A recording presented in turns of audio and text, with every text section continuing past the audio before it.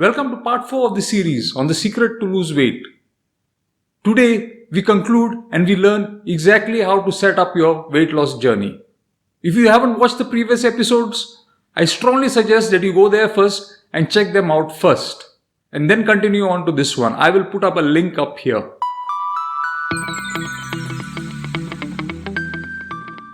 So how will you go about setting up your weight loss plan? You will go about it in two aspects. One is a mental aspect, one is the physical aspect. Let's look at the mental aspect. The first thing you will have to do is to accept that you are overweight. See, it is totally normal. Everybody at least once in their lifetime end up being overweight. You have to accept that you will have to make some changes. The next thing you will have to do is to understand that you will go through phases where you are a little bit hungry. A little bit hungry. It is not going to be a ravenous hunger. Remember, you're trying to burn through your stored energy sources. And therein, you will learn a new skill. This is going to be a personal skill which you will learn is how to manage your hunger. You will have to be mentally prepared that this weight loss journey of yours is going to take time. You cannot do it in a time-bound manner. It is going to take you a long time. It is a marathon, not a sprint. So what happens when you start a marathon? You start out slowly and you end up in a sprint towards the end. So remember, you'll be getting into this for the long haul. Never ever think that you can exercise your weight off. You cannot out-exercise a bad nutrition. I will illustrate it to you by putting up a few examples. All these foods mostly contain around 300 calories. So in essence, you will have to go about your life making smart choices.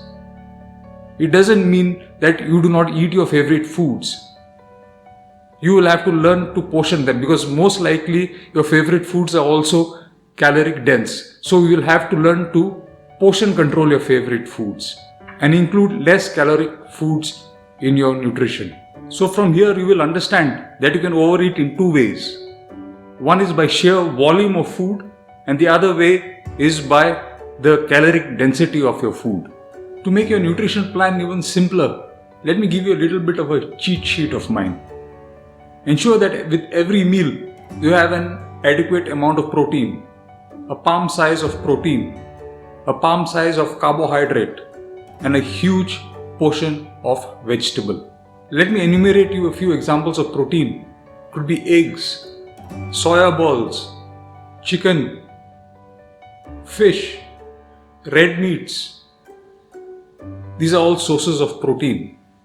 Sources of carbohydrates, bread, rice, dals, legumes, vegetables as well, fruit. These are some examples of carbohydrate. Examples of fat, besides oils, butter, cheese, nuts. And before you ask me, no, cottage cheese is not a source of protein. Neither are peanuts.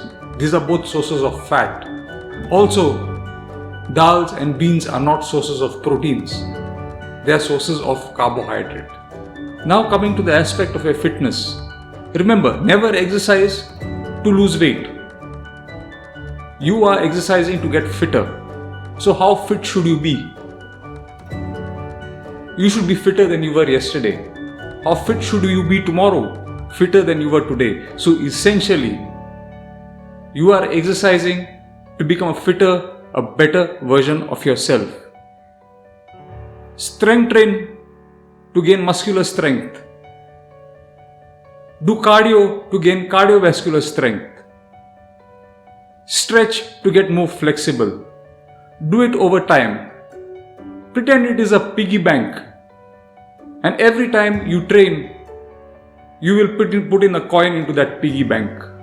And over time, that piggy bank will get full and will give you the rewards. Also, do not make the mistake of comparing yourself with anybody else. It is always going to leave you disappointed. So the secret skill you will have to learn over time, is to control your portions, include more low-caloric foods in your nutrition, and exercise regularly. Do these three things consistently. Do them consistently until they become habits and become part of your lifestyle. You will not only lose your excess weight, you will also keep it off for life. As we are coming to the end of this, notice one thing. I have never once mentioned the word diet. This I have done intentionally.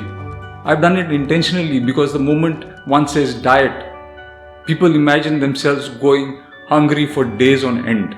It is not like that. It is just that you're cutting down your food intake by a little bit for some time.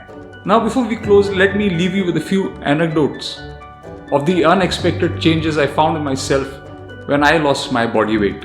My wedding ring started fitting me back again.